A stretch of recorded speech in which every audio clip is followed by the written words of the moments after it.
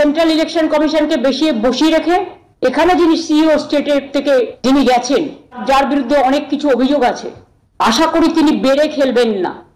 তিনি বড্ড বেশি অফিসারদের থ্রেট করছেন, যিনি নিজে নানা অভিযোগে দুর্নীতিগ্রস্ত।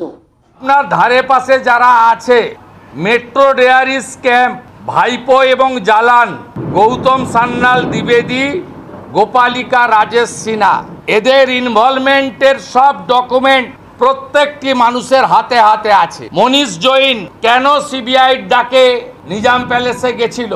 আপনার অ্যাডভাইসার আলাপন ব্যানার্জির রিটায়ারমেন্ট বেনিফিট কেন এখনো চালু হয়নি?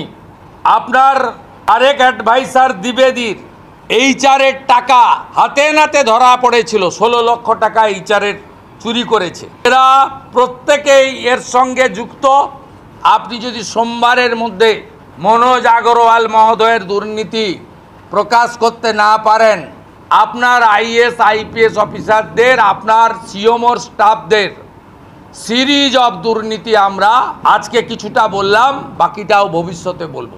আপনি যদি সোমবারের মধ্যে এই সমস্ত বিষয়ের অভিযোগ, তথ্য প্রমাণ দিয়ে সেই আধিকারিকের অভিযোগ যদি সামনে না আনেন, তাহলে ধরে নেব আপনি এসআইআর নিয়ে ভয় পেয়েছেন।